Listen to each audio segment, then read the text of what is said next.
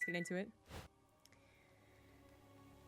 Welcome, everyone, to a best of 7 between Serral and INnoVation. If you are like, this looks familiar, did this happen recently? What am I looking at here? Well, then, you probably watched WESG live.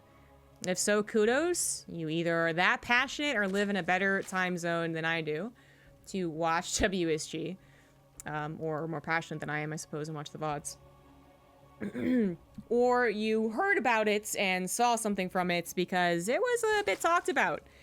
I do know the results, and I will try not to spoil it as I see the future, but what I don't know is how every single game actually panned out, and that is what I'm interested in watching, so I'm going to go ahead and cast these replays. And even though I heard that maybe they weren't the most amazing games, when you got a TVZ, they're always going to be better than any PVT you can ever cast. I'm just kidding. Or am I? I'll let you guys decide. So it should be still, be a good time. In the top left on Kairos Junction, it is the red Zerg Serral.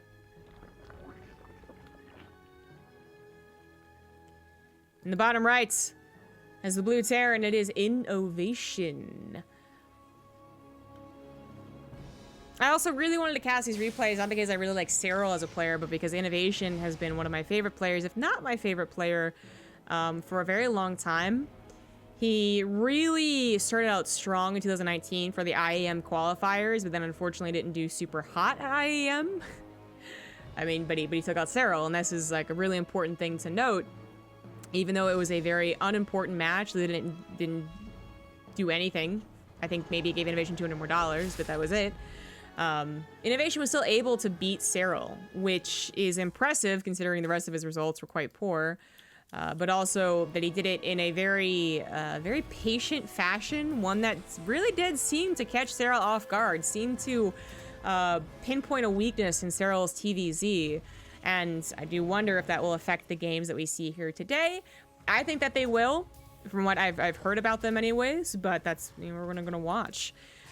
So INnoVation said start off strong, not great as IAM, but then still beat Serral, at least that's something, and then goes WSG, which you're kind of guaranteed to get to a certain point in WSG since it is like an Olympic style event, right? You're gonna go there even if you're not necessarily the highest ranked because you represented your country the best. It's great, but it probably means you're gonna get slapped in the face by INnoVation. So you have like a decent number of players, enough to certainly make a round of 8 interesting.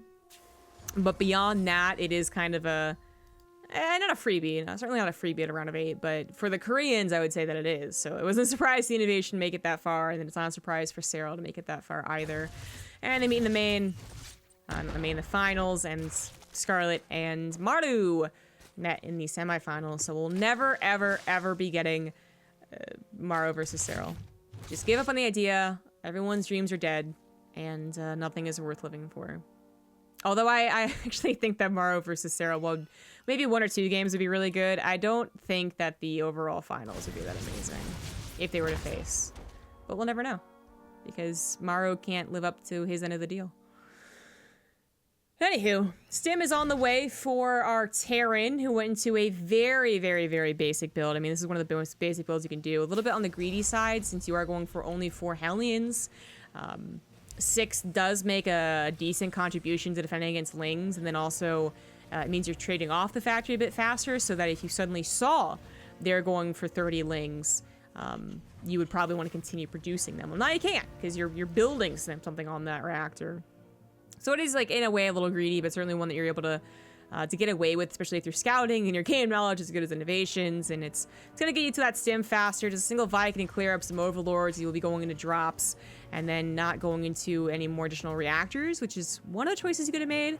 Goes right into that tech lab for the factory. So this is going to be a safe opener here, as he doesn't quite know what Serral's doing. He knows that there's been some drones produced. He knows that the 3rd base has probably been put down, because at this time, no, like, 2 base all-in would have already happened, right?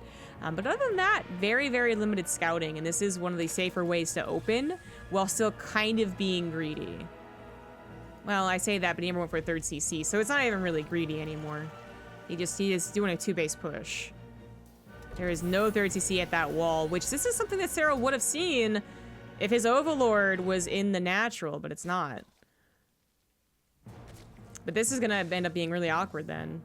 Because Serral went for that Roachborn, got that lair, Going for a drop full of... Oh. That's actually in the south. Oh, no, wait, there's this drop. Okay, I was going to say, it should be a drop full of queens.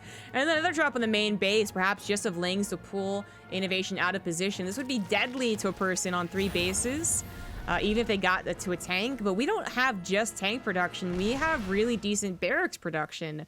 So, I mean, this is kind of a good setup for INnoVation. It still might be tough to hold. We'll see how the drops are out of the Gross of Biles work out, but already predicting the Gross of Biles in the high grounds.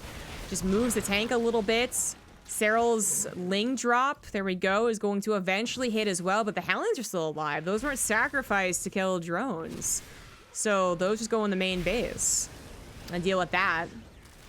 And even though there are Lings on the front line as well, I think that I think he's fine. Serral is probably thinking about how to best combat this. Unfortunately, making 6 overlords at this point in time is probably not going to help him on the immediate attack. INnoVation taking this very seriously, knows he can get out of hand rather quickly, loses 2 tanks, then suddenly he's overwhelmed. The Lings in the main base do pull a chunk of units back to the main and kill 7 SCVs. This is very all-in from the Zerg player. And even if INnoVation were to lose like 10 more SCVs and be kind of, significantly down in the worker count, he still would have really, really good tech. So, I'm not sure Serral's gonna be able to do this. The Lings get absolutely slaughtered to the Marines. The SCVs are temporarily pulled just to make sure the rest of the army couldn't jump on top of the Marines as they took care of the Lings. 20 SCVs do lose their lives. That is a significant drone advantage for Serral. But against the tech that the Terran now has, we have tank production, tanks still alive too for a push, as well as medevac, stim, combat shields +1 even finished. With all of this to consider, even if Serral were to try and macro right now, he would be on a razor-thin edge of defense. Sometimes it happens. Sometimes you can actually hold, Roaches and Ravagers, but this is too much of an army left over. Serral might be up in army supply, but it's not exactly true. Right, just the army of the Terran's a little bit better. Now he's on creep, and he's about to get surrounded by Lings. Or is he? These Lings there's the trigger, there we go. Try to jump on top of the tanks with their refocus fire on top of the Roaches, which they're the most effective. 2 of the tanks do go down, and this 3rd tank will barely not go down. There we go. Finally goes down, but everything has died for Serral. Well, almost everything. Queens, Ravagers left alive, INnoVation forced to retreat. Was that an overcommittal? Could he have just dropped and built up a macro game and just continued dropping? Serral barely holds on, but he does hold. Now getting his own evolution chamber, finally getting to that Roach speed. The lair was for the drops, not for buffing his Roaches, but now he's stuck in the composition. I do think that the Roach Ravager is the best way to come out of this. Lings, I mean, Lings can try and run around and do damage, and they can sometimes be a comeback tool. But what we see when people defend, these type of mid-games with Roach Ravager is that they try their best never to take real trades, so the Roach Ravager doesn't have to really be replaced. That's the ideal way to play it, but of course things don't happen ideally for either opponent. I mean, INnoVation obviously wanted to win the game with that push, and was damn close to doing it. If not for Serral's surrounds, but he was unable to do it.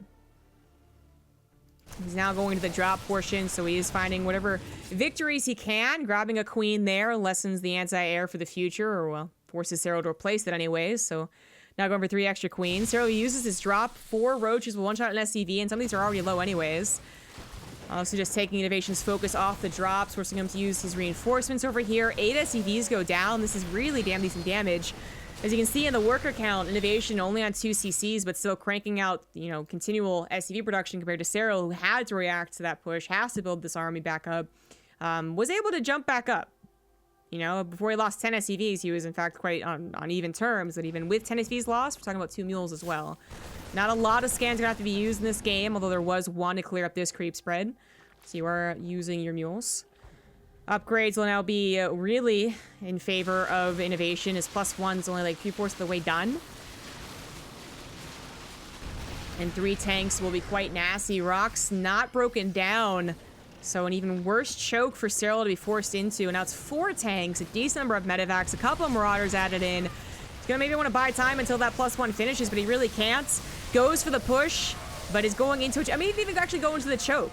He still had a bit of a concave, but the point is these 3 tanks are just untouchable at this point. We have a drop in the main base as well, distracting some units, and pretty As quick of a rally as you can get on Kairos Junction, on one of the more abusive places you can find on this map, too.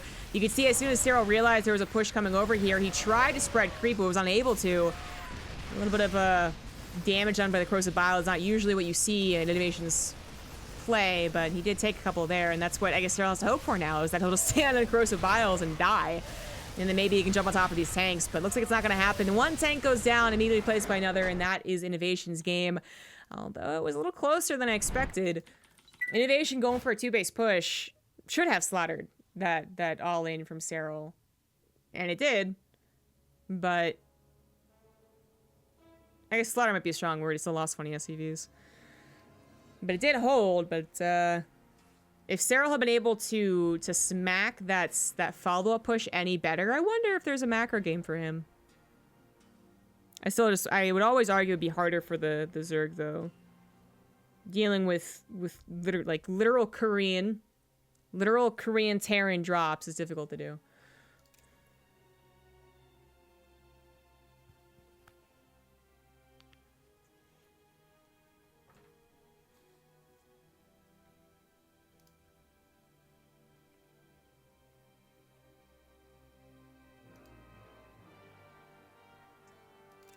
Terrible map that well is up with tanks behind it. It doesn't actually play. I don't think it's a terrible map, and I don't think it's because people break their rocks down that fast.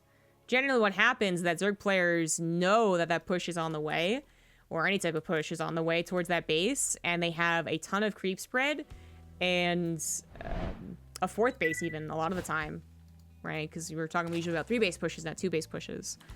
So I think the map is totally fine. Is it a weak point that you should take seriously and deal with? Yes, but I like that. Like, there should be points that you take seriously, but then also, if you take seriously, can become a decent enough defense.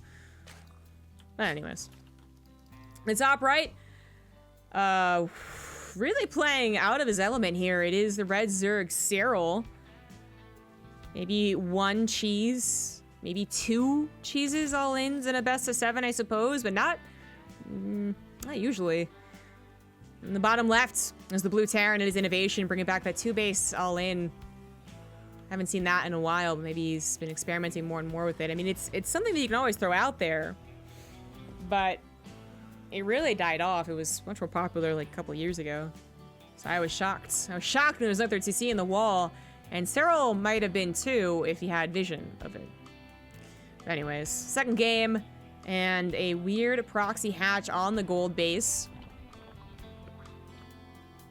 I mean, it's got to be for roaches.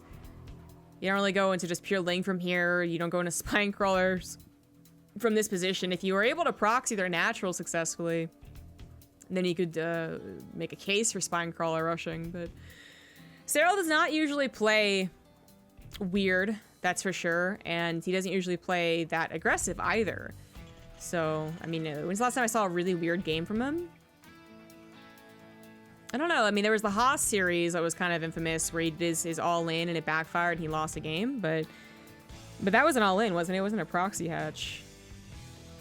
So this is just really, really weird Serral play, and there's certainly something to be said about Serral not wanting to face INnoVation on the super, super late game in this matchup, this was the map where they had that, like, 50-minute brawl that Serral ended up losing.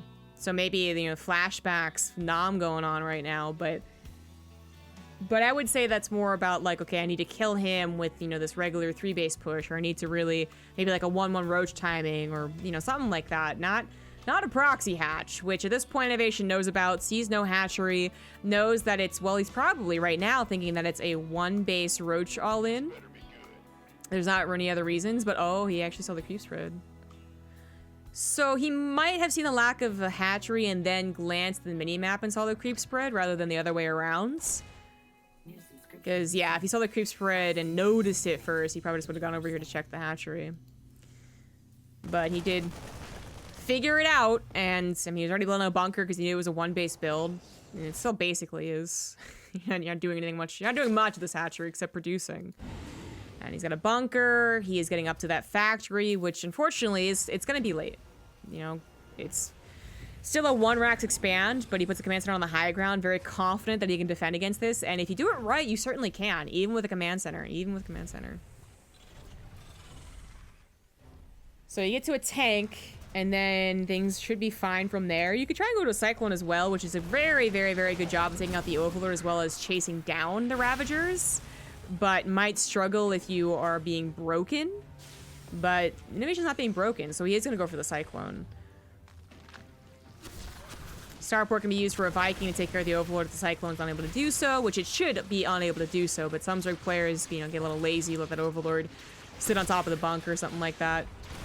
The key things that you would have to worry about if you ever face the situation, guys, like I found anyways, is that 9 out of 10 times, whoever defends against this, whether it's a Gold Leaguer or a Masters player, they just forget to build supply depots. But INnoVation was already on top of that, and then some. He knew he was going to lose one, if not both, plus the reactor. Boom, there you go.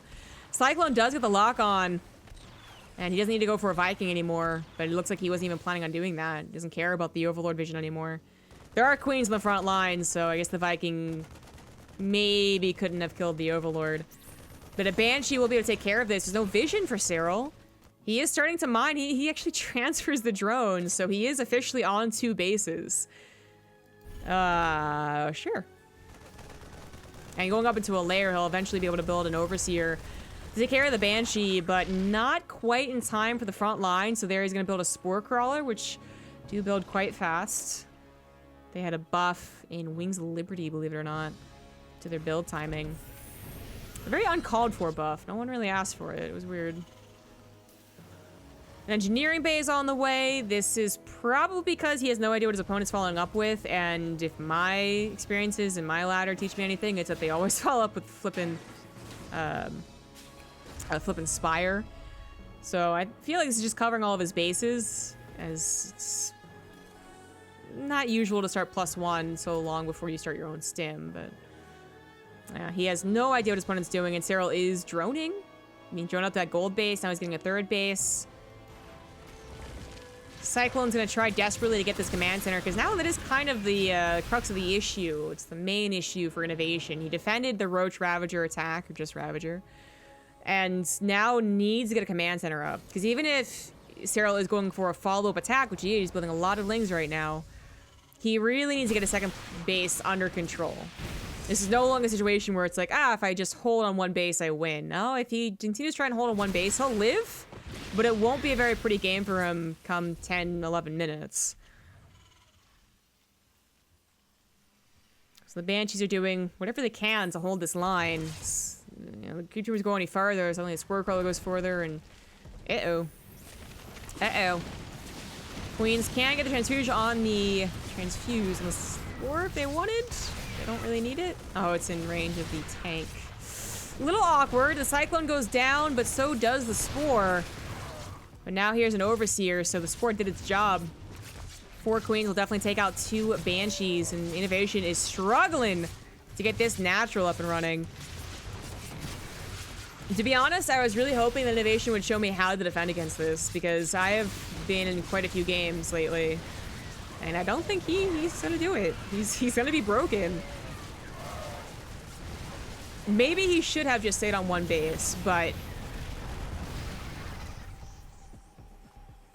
it's so difficult. You know, I don't want to compare it to my experiences because, you know, I'm bad. But if you stay on 1 base for too long, either they're going bio or they're going mech, like bio would be better on 1 base, but still, like, you do still get overwhelmed. It's like they're still working off of 2, if not 3 bases. Oh my god, the Corrosive Bile is killing both tanks. Feels bad. And now that he's sacrificed his army to defend a natural that isn't being saved, like, INnoVation's totally dead. They're replaying this in my head, trying to figure out, like, if he had... Maybe if he had gotten a Medivacs first, because then he could have literally broken down the ramp, I think. I guess that's what you have to wait for, is you have to wait for, like, don't use your tanks, don't lose your tanks. So, you know, 4 tanks covering the high ground so you can retreat back into them. And then wait for, like, 16 Marines with 2 Medivacs and Stim. Which means he would only, again, like, replaying this in your mind, he would only now be getting a command center on the natural. You might say, oh, could he try and take a secret base? Nah, Serral would probably figure that out. So he'd only now be getting a command. I guess that'd be the better way to do it. I just really, I actually don't know. Thank you, Trek PC, for the Twitch Prime sub.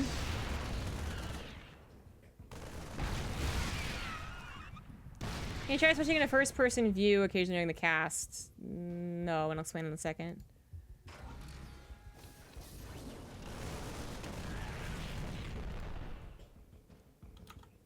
Okay, yeah, so if I do it on casting the observer role, it's not nearly as cool. When they do it in big tournaments, they are literally like, we're in like hacker mode, right? Into their PC, so you see their mouse movements. When you do it as an observer, it just looks really dumb. Like, I could do it, I just don't think it's nearly as cool. Oh, that's all in. I mean, hey, like, look at this. Look, now that he has a decent number of Marines, cracking this is so much easier. So I guess you also don't really need to go for the Banshees, which is also, I mean, maybe... The Banshees still did, you know, something. They stopped the encroaching creep spread and the encroaching queens for at least a little while, but I guess all you do is hold up in the main until you have Stim and medevacs. Like, look how much better INnoVation's doing against this army. Even though Serral has now reaped the rewards for his build, and he's maybe still gonna win? Well, maybe. INnoVation's army is now looking really powerful. Serral, I probably should not have tried to keep this base alive. It is dead, it's gone. He would have had a lot more Roach Ravager to hold on back at home where there's a decent amount of creep spread. He is still on 3 bases, and he's gonna finish 1-1 as well, so that's something else he could have been waiting for. And I still think that he wins this game, but if he had tried holding that base any longer, he might have gotten to the old, like, you know, all the reinforcing roaches die one by one, but yeah, all it took was a little bit of patience and upgrades. GG. Serral takes game number 2 with his proxy build, and I still don't have a valid pro game to watch how to defend that. I'm just guessing.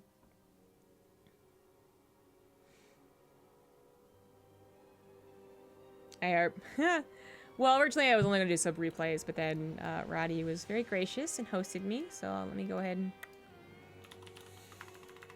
rebrand.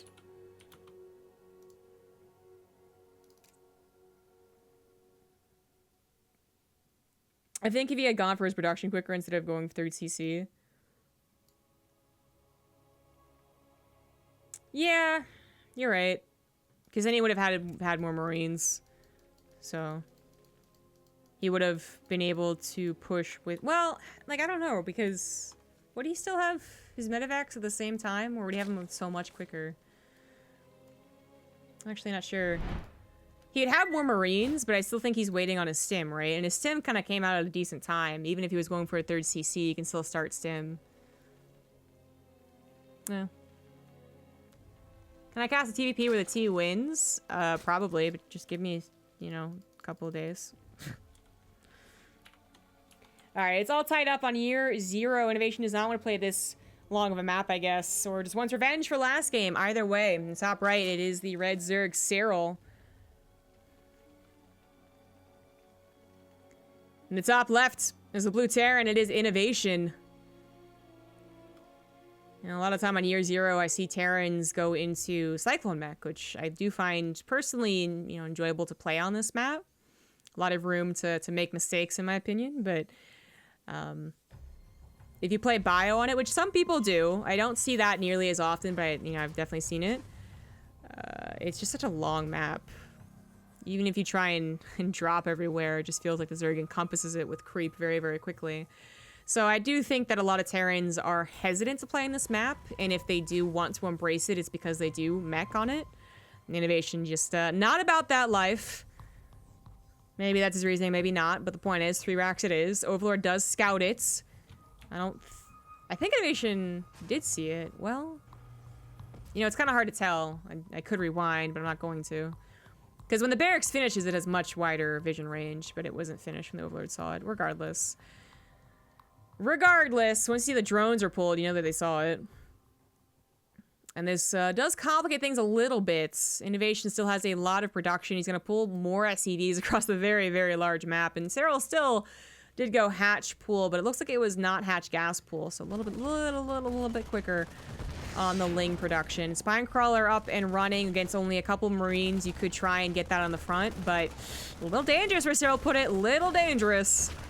Once there's 3 Marines, you will out DPS the Spinecrawler. But that's where the dance comes in. Let's dance. Drones against SCVs. Then the Lings come out. Spinecrawler looks like it might just be able to finish, but it won't be very healthy if it does. Okay, no, he's dealing with the drones and Lings first and foremost. So that Spinecrawler at like 75% health would be quite difficult to snipe down. He really needed to get that a little bit lower to feel more confident about breaking Serral. And I think Serral just... I think he wins from here on out. I don't remember the last time I've seen someone hold their natural such, you know, like this pretty perfectly and still lose the game to like, oh, surprise, I'm still making Marines. Like, they're usually very on top of that. They don't go, oh, I should macro. No. Most certain players continue building Lings, and even a second Spinecrawler is on the way, so... I don't know if Serral could mess this up. I know a lot of people watch this game, though, so this is just like a testament, I suppose, to the fact that I didn't actually watch these games. I'm not lying. And they're gonna watch these games, and I'm gonna be like, I don't know, I think this got this. They're gonna be like, stupid ZombieGrub. What a dummy. But there's the partial Ling surround onto the full Ling surround of the Marines. Drones have to help out, though. Queens do not have a transfuse for that one Spinecrawler, but the second one will have a transfuse. Will that be enough? Basically, all the SCVs are gone, so it is just a matter of time, right? I mean, eventually more Lings will pop out, and the Queens will gain a little bit more energy, ideally. I mean, the game really rolling for a very, very long time. Look how much fighting is going on back at home. This is close. INnoVation made it look kind of close, but I don't think Serral's gonna be broken. 8 drones to 2 SCVs, loses some Lings. That was a mistake right there. Never went into that speed, which would be helpful getting those surrounds. The amount of Lings that die premature to the surround if they're slow, even if they're on creep, is a pretty big deal compared to if they have speed. And once again, you know, just some Lings going forward about the rest of them. He's really trying to be careful, but if he can't get a decent Ling count up, then maybe the Marines would eventually win out here. Spinecrawler is gonna go down. The transfuse wasn't quite ready to go, but there's so few Marines. He can't produce 3 Marines at a time on his economy. Oh, wow, this was very close. But ultimately wins for Serral. He's good, he's good. Hey, no second Spinecrawler? Couple extra drones, he thinks he can get away with it, and suddenly he is dead. No. What are you doing, INnoVation? You can't macro out of this. As they say, mules are good, but they're not that good.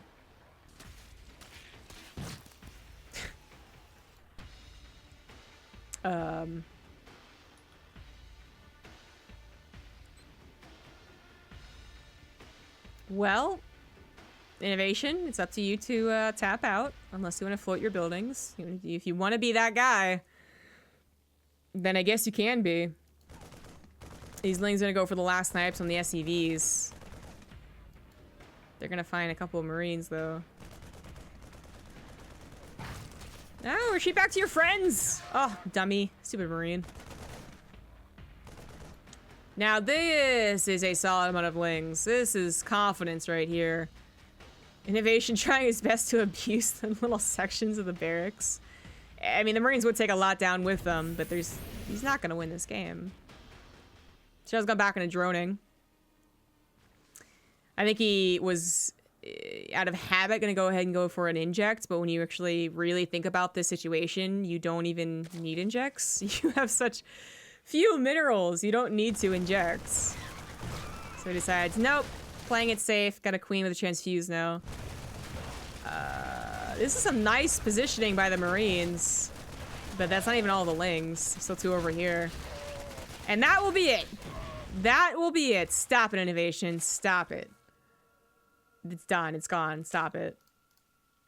This queen would also have a transfuse in a second, in case it really was that close, but it's not. GG.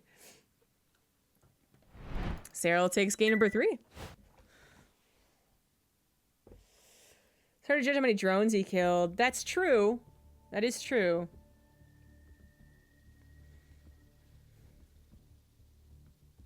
I would say if he was able to really think about it, which you can't, like it's, you know, very tight game. But if he really thought about it, he would have noticed like how many lings are still spilling out when he was killing those spine crawlers. I would say that alone would be like, okay, they have too many drones compared to my literal 2 SEVs, but what if it was only 4 drones? Half the mining, half the lings? Yeah. That could have been different.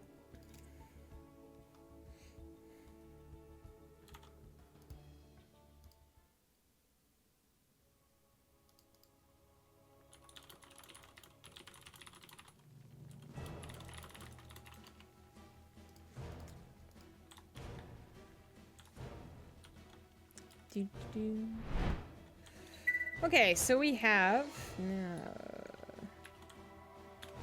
a 2-1 lead for our Foreign Hope, and he's gonna go for 12 pool. In the top left, it is the red Zerg, Serral. In the bottom right, as the blue Terran, it is INnoVation. Unsuccessfully going for the 3 racks on a very long map, then goes immediately into probably the second largest map in our map pool. Oh, the wine. It's a bit of wineliness at King's Cove. I'm pretty sure it's still smaller than Year Zero. So if you see an early pool, this early of a pool anyways, I'm not talking about a pool first, I'm talking a actually early pool, severely early pool. It's gonna go into roaches, not much else you do with it. And we already saw a roach game from Serral. Now that was a proxy hatch, and that does contribute to it, right? Like he had the option of mining from the gold base, to give him a little bit more of a length to his game, so he's able to kind of macro and have that follow-up, hold, aggression, contain, whatever you want to call it. And you're also able to get queens on the front lines faster, and then creep also gets pushed out a lot faster. In this case, with no proxy, once INnoVation holds against the Ravagers, if he does, then he should win the game. It's a very drastic difference, I think, in that regard, where, you know, if you see a 2-base roach attack and they just go for 3 roaches and then they kind of just contain you, like you could actually miscalculate, as we saw in the game 2 games ago. INnoVation did miscalculate how quickly he was supposed to move out. Like that'll happen. This version, you defend it, the Zerg's basically dead. Although we certainly have seen a lot of Zergs try and macro out of it, regardless of what is usually the the real just closure that usually happens. Some Zergs are like, nope, I can still do it. I got this. I can just remember the last time I think Scarlet did it. She's done comebacks, so I believe she may be able to do it. I don't know about this. So Serral sending those 2 lings in with the ideal hope of keeping the Reaper back, so this is never scouted. Unfortunately, it was being SEV scouted. So if INnoVation cancels that command center and it's not a 1-base roach Ravager, he is a dummy. But if it is, then he's doing exactly what he should. It would have been still a little more ideal to see the attack incoming before the command center was even put down, if that was possible, but you know, take what you can get. So again, very common opener, follow-up, change up, whatever, to what we saw in the proxy hatchery game. You go for not a swap off on the factory. You go into either a tank or a cyclone, whichever one you think you can get away with, and then you just produce Marines and hold the line.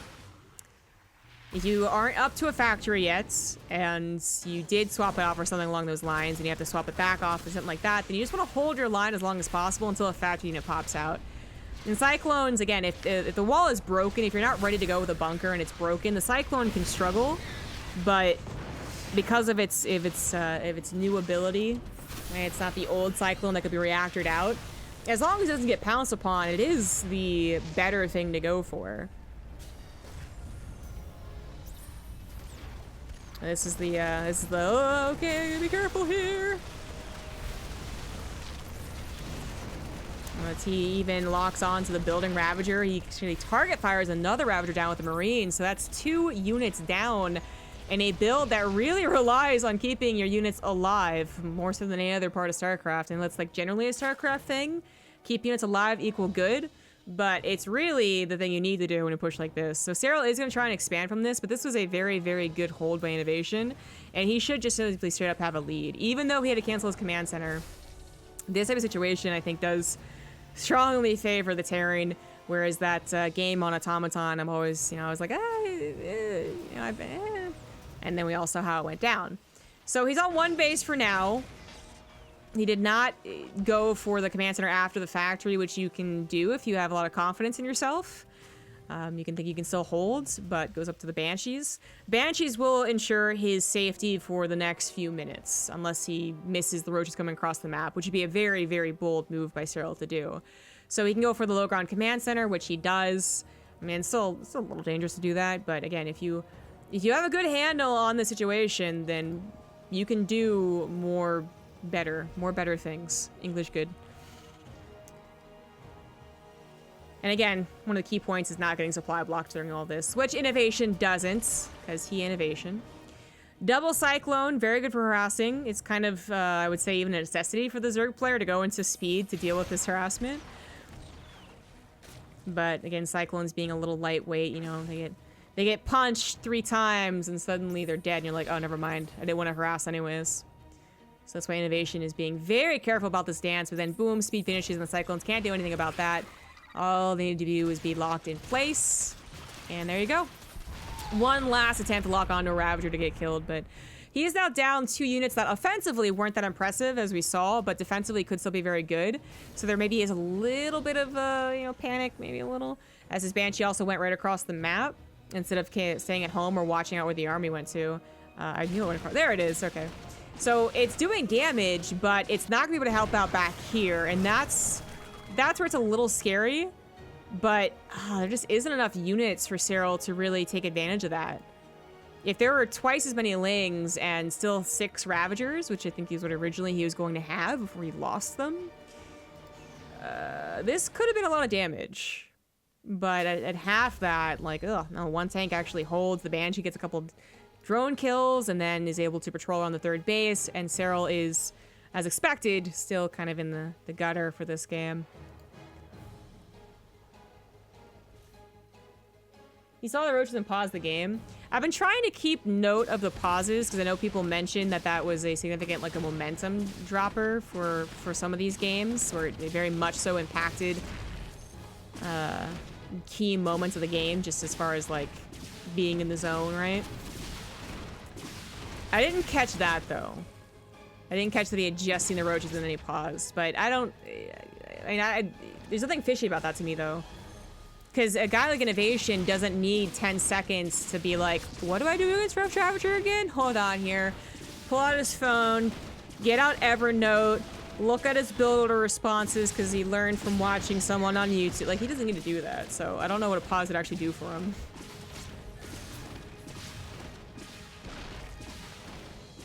These Banshees took out all the queens, so now there's nothing to help on the front lines unless a Squirt Crawler was moved forward. And INnoVation is pushing, which is going unscouted by Serral as his Overlord is way off to the side. So this looks like a deadly push. I would not try this at home, but he has full scouting with the Banshee. He's done a lot of damage with the Banshee, and his army, just look at this numbers, he's like, okay, my army is better than that. I just thought I would mess it up somehow. These tanks would probably be better on siege. Yeah, I actually really like how INnoVation's doing this. 1 tank siege. It will die to the Corrosive Biles, but the other tanks with the regular DPS are going to be good enough. And then siege hop forward. Behind this, getting into a 3rd CC and more production. GG. INnoVation takes game number 4 to tie up the score 2-2.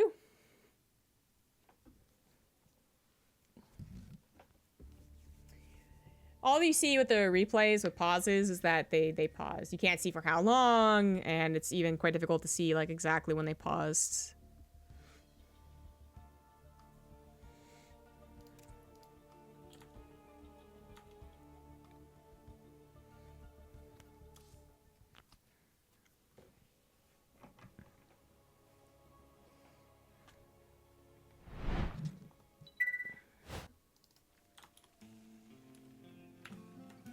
All tied up.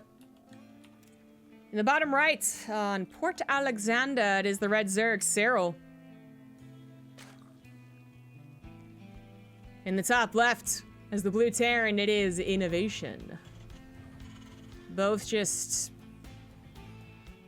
killing each other before the 10-minute mark. Serral being the instigator, though. Usually I'd say that, and then, you know, it'd be because INnoVation's 2-axing all the time or something weird, but... You know, stereotypically, we would call both of these guys macro monsters. For Serral, I would say, like, 9 times out of 10, he's gonna play a macro game. For INnoVation, I would say maybe 8 times out of 10, because he does cheesy things against Protoss, and every good Korean Terran especially, but every good Terran 2-axes, just to mix things up. Serral, though, Zerg player, European, macro-oriented. Actually, he doesn't really do a lot of cheeses. He'll mix it in, and then those are kind of historically the games that he loses in the finals, or the ones that he tries to do something different, and then he, like, I don't know, decides, like, okay, I did it, and I'm not gonna do it anymore. Not always, of course. You know, there's the game 7 versus Stats and GSL versus the World, where he did it all in, and it worked out great, but... It's weird to see that both of them are not getting super, super long games. And it is Serral who is stopping that from happening. But it's not even that they're not decent, like... They're not even decently long. Like, they're not even, like, 12 minutes, you know? So it's one thing to be like, oh, they don't have another 40-minute game, bummer. But it's like they don't even have a mid-game here. So Serral's either really paranoid of facing INnoVation that late scenario again, feels like he can't get enough practice against it, which I would imagine is a legitimate problem for Serral. Now, it's kind of an interesting one, though, because Serral has, on record, gone and said that, like, his ZVT is not so much based off of practice as it is so much about theorizing, like, playing it over and over in his head, visualizing, which is kind of an underrepresented part of being a pro, I think. I think a lot of pros will say that they do that, and that it's actually pretty decent practice. I think Brood War pro gamers have talked about visualization techniques. Blah. Hard to say fast. And we might kind of scoff and be like how much does that help? But it does really help. But anyway, so Serral said that, like, a lot of it's based off of just thinking about the game, perfecting it, based off how he sees the games are played, but not necessarily by how he gets to play them. Because there isn't a lot of Terrans. There's not a lot of Terrans on the European ladder, and he doesn't go to Korea. He has no really big interest to train in Korea. And apparently he doesn't need to. He's still pretty good. So it's weird that it does seem that he has a drastic difference of practice partners when it comes to versus Terran, especially late game Terran, compared to his other races. Yet I think he says that his EVP is actually the worst. But anyways, like, it might have legitimately scared him. Not just a long game that you lose and you're like, oh, I don't know how to play that long of a game, but also it's a long game. It's 45 minutes and you're just like, oh, I don't want to do that again. Like, we've all been there.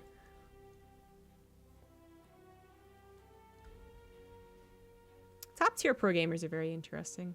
Anyways, they're almost like I know a lot of the, I mean, I know most of the pro gamers, I suppose, even Serral I've hung out with, but to actually think about how his brain works competitively, whenever he dies 80 years in the future, I hope they dissect his brain.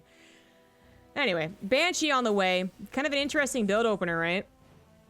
INnoVation did not go into those Hellions, which probably threw Serral for a loop. He's been like, where the hell are the Hellions? Where the hell are the Hellions? And he tries to get a scout in, sees that the barracks still on the reactor, is like, what the hell's going on here? And I'm questioning. I'm with Serral. What exactly is this build going to be? When you look at this, it kind of looks like a 2-1-1. You just expect the barracks to be somewhere in the back. But it's tanks and banshees. So what exactly is Serral predicting here? He may have more than his usual amount of lings scouting. You'll see him do this versus every race, but usually it's one every attack path. Like one has got a warp prism, one has got the main army, and you know, one has got the third base.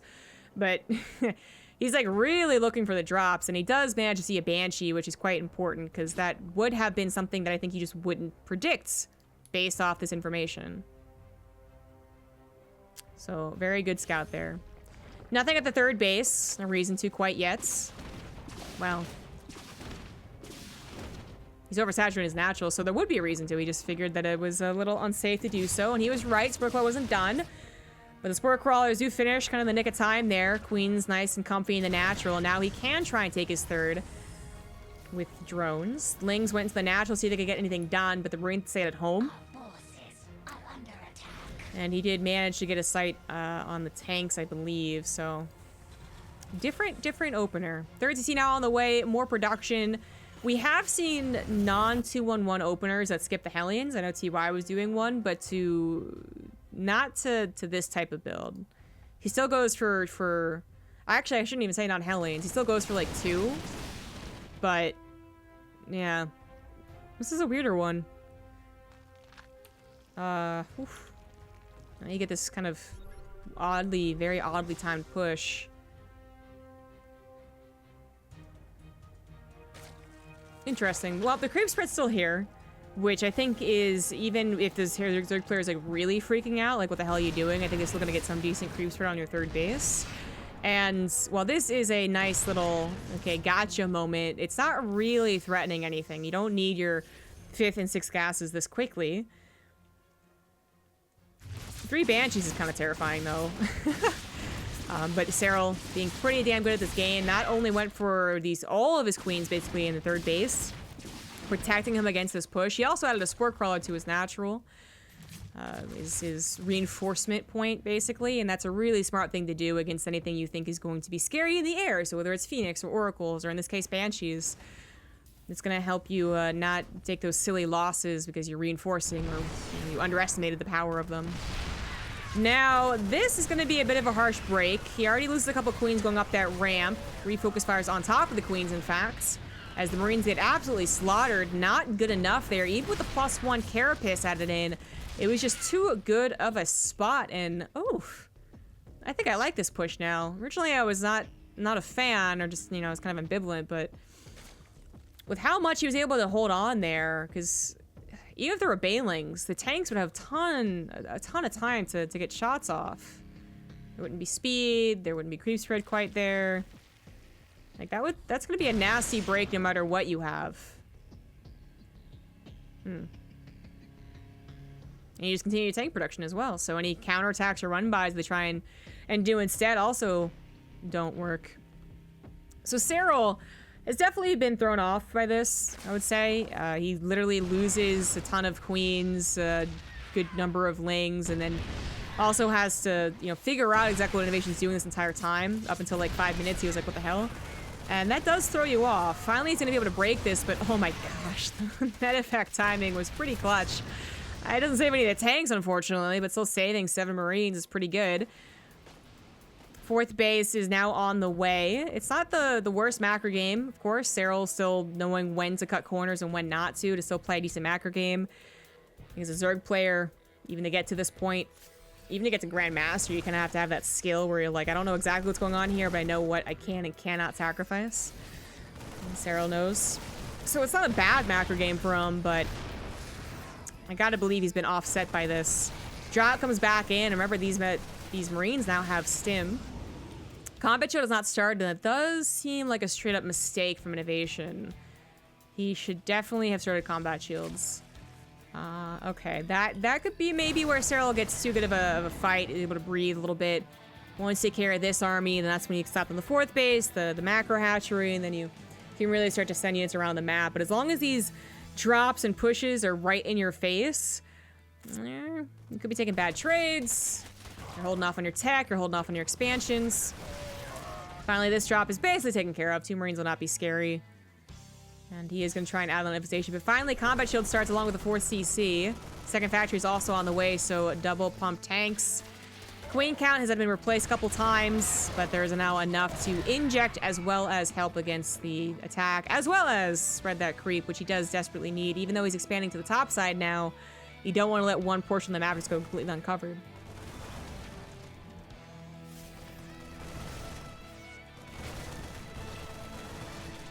Off creep, a little scary, but just enough units to force INnoVation to pick up and go home. He's just not even bothering to pack it up here. It's kind of scary to see, because if Serral really did just have enough units, this is not a big army anymore.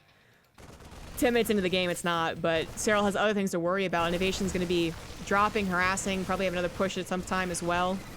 And he doesn't really have to worry about this army anymore, since he gave up this 4th. But it's like an army that usually is packing up and going home by this point.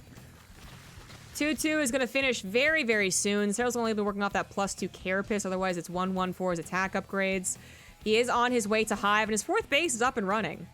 He's also got some creeps going to that side. INnoVation does not quite have a second push set up, even though his tank count is growing to a very, very scary number with +1 attack. He's up to almost 10 tanks, guys. 10. That Hive, usually, you know, you think about Broodlords, you think about Ultras, but sometimes the Vipers don't seem as necessary if you've been trading, or maybe if you're going for Widow Mines. But in this case, whenever INnoVation does his main push, if he does a main push, maybe he plays very passive from here on out. Yeah, you need Vipers, or already having Broodlords, which would be pretty quick timing if you already had Broodlords. Spire's only not even halfway done. Creep spread through the middle is rather good. Top side covered. Bottom side, as I said, kind of weak, but not expanding over there quite yet. INnoVation is going for the middle attack path anyways. So that's a lot of creeps where he's going to have to clean up. He's always going to have to be worried about him being concaved on as well, but kind of using this choke, using his tanks very smart here, and getting rid of that creep spread. Serral has a couple of units up to the top side, but I'm guessing they're going to try and go for a run by. There is a wall off. And of course, these debris, these rocks have not been broken down. Now, as soon as you get this top position, this is a very hard one to break for the Zerg players. So anyone who takes a base down here is usually just gonna have to give it up. But regardless of that, they get any closer, suddenly they're on top of your 3rd. Suddenly maybe you're on top of your production, your reinforcement line. It's not something that Serral has to break right here, right now, but it does give a lot of flexibility to the Terran, how they move, which base they go for the attack, and where they can run back to the safety of their mama tanks. You know, these Marines run forward, kill creep tumors, roll back home to the 10 tanks, and what is the Zerg gonna do about it? Go up a ramp against 10 tanks? Even with Blinding Cloud, you gotta be a little careful about that. Run by is unsuccessful. Planetary plus the 5th command center. Over here, there is nothing. There we go. There's a successful run by. Something to pull INnoVation's attention away, and also get a decent number of SCVs. These slings are almost on Junior Glen, but not quite. We have a fight going down here. Vipers do come in from an angle that's pretty good for them, but that was actually kind of awkward. A little bit awkward from Serral. Like, a ton of Bailings were making, not actually involved in that fight, but he took out a decent number of tanks with the Blinding Clouds and was able to escape with a handful of Hydras for it too. So he loses control of his 5th base, but just replaces it down here. I was already replacing it, and has at least cut the tank count by a little. I think like 3 died, but obviously INnoVation has been making so many. He still had a very, very strong count. Abducts exactly would be better in this situation here. As I was saying, he found a good angle to come in from, and I was talking about this right here. This was a nice angle to be able to come in from without just going on top of Marines, right? Another pause. I mean, it's a bit of a tense situation, but I don't think that one's a momentum breaker. 5th base on the forward location. Gonna be turning to a planetary soon. Reinforced and taking care of the Lings. He has so many tanks that leaving 1, 2, 3 even back at home isn't really taking it away from his front push. I mean,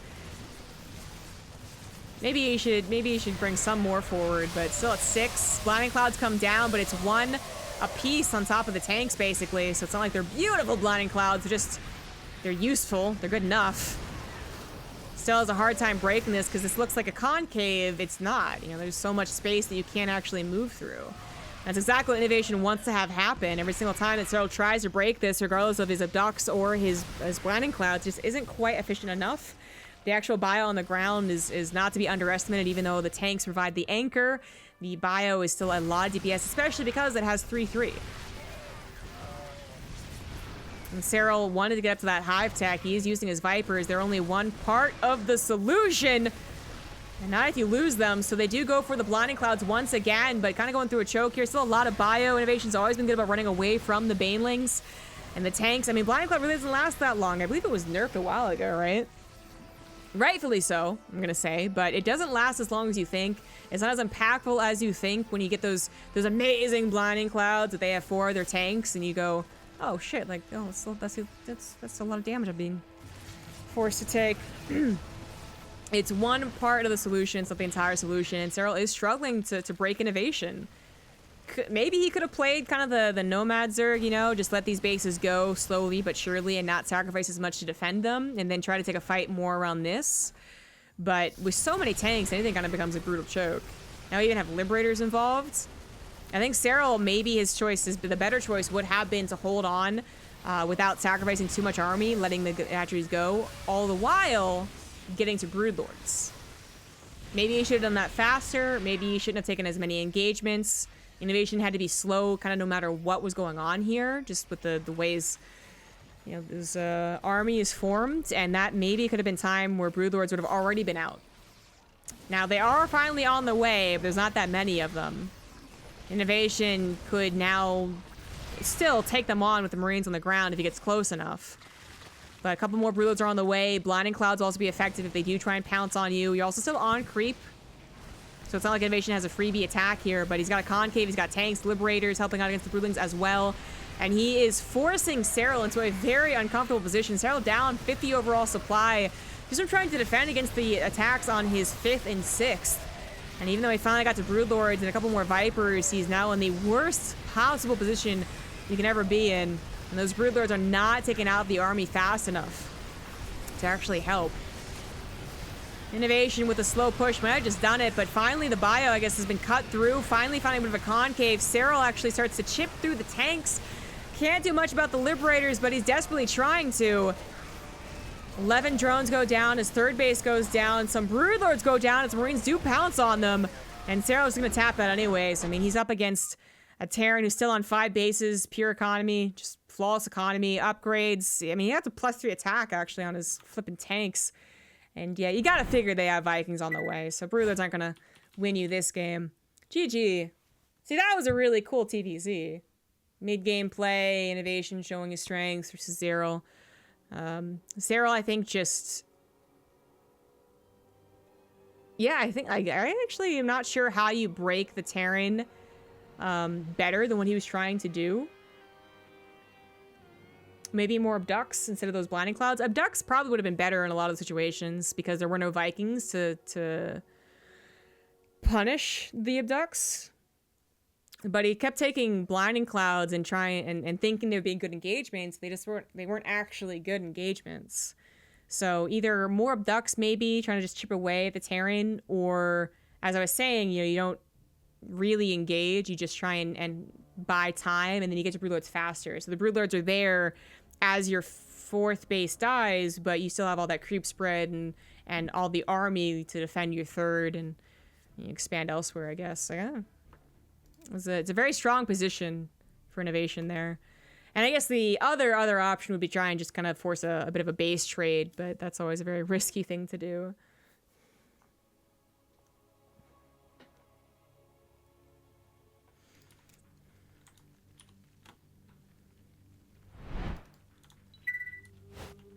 Well, we got at least one good, decent game in. Puts INnoVation up 3-2. In the bottom right on Cyber Forest, we have the red Zerg Serral. In the top left is the blue Terran. It is INnoVation. INnoVation so far not showing us any mech. I wonder if we'll see it at all. We only have 2 more games. Well, this included, I guess, 2 more games.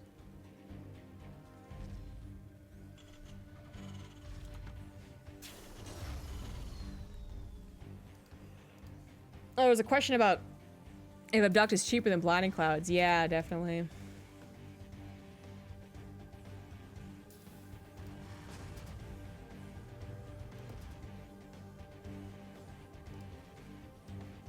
Abducts are just also safer, right? Because Blinding Clouds always initiate an attack. They don't do anything. If you Blinding Cloud, don't do anything. What's the point of the Blinding Cloud, right? Abducts are safer in that you don't take a direct head-on engagement, but you usually get something for an Abduct. Some of those fights, especially the first, like, 1 or 2, I feel like Serral did have good Blinding Clouds and did have a good situation, so I'm like, I was totally with him that, like, maybe this is the time he's gonna break them, and then he just didn't.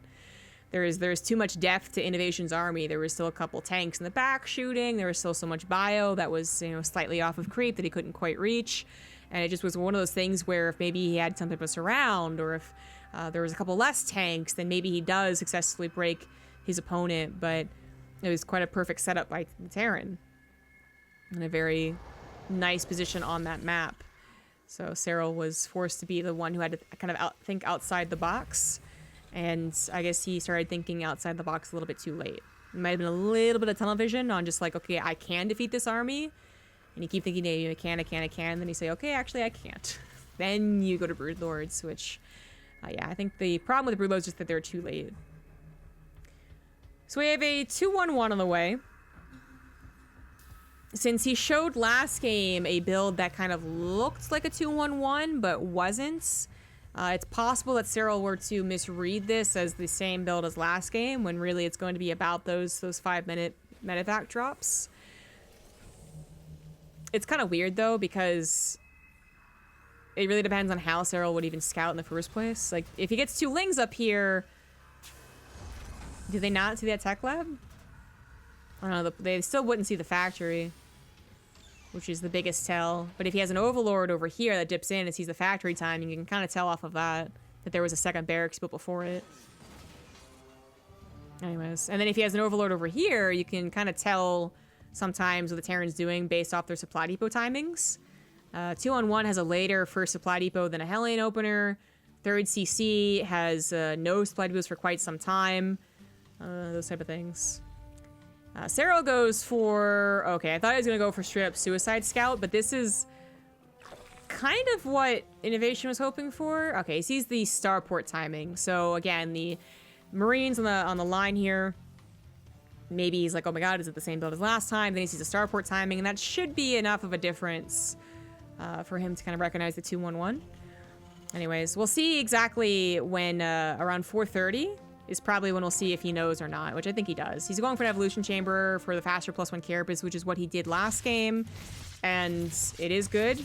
It just didn't quite help him enough against that Siege Tank positioning. INnoVation on this side is going to have to go ahead and just, you know, the 2-1-1 always looked so flashy when Byung did it, because he would occasionally just win straight off the bat with the 2-1-1, like, oh wow, you're super cool, you're good at this game. But really, the first 2 drops can be devastating. They usually aren't. And it's more about controlling the Zerg from minute 5 and then just continuing to control them. Where if you go for like a Hellion opener or a fast 3rd CC or something like that, you don't really control the Zerg until 7-8 minutes. That's when you start doing drops. They can backfire though. You know, if you lose your first 2 drops or you lose your second 2 drops or whatever, then you quickly spiral out of control and reverse. Like, you start dying really easily. And that's a big reason why we saw 2-1-1 kind of fall off. It used to be the go-to, and now it's something to throw in a best of 7, apparently. Double engineering base signals a 3rd CC. 9 times out of 10 anyways. There were some double engineering bay 2 base Sullians, but usually 3rd CC from here on out. That's something I was going to easily see, especially since he has no low overlords over there. Marines do initially give some trouble to the Queens. The Lings are a little out of position. You can't quite tell if they're going to go to the main or the 3rd base. Most pros go to the 3rd, but still. Actually, this was not a fantastic start for the 2-1-1, I would say.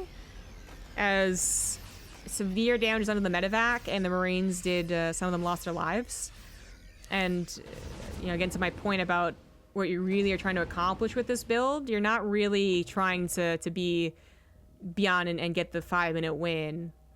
And if you do and you fail, you're really hamstringing your hamstring yourself? No. You're really cutting into your macro game. Hamstringing, I think is what I was trying to think of. Anyways, Baneling Nest is on the way now. You will need that if they do an immediate follow-up, but that's not really what INnoVation was doing. 3rd C is on the way, more production, and 1-1, and then we go into the macro game. But he does need to bring this medevac back home and repair it, and he needs to get drops back on the field as soon as possible.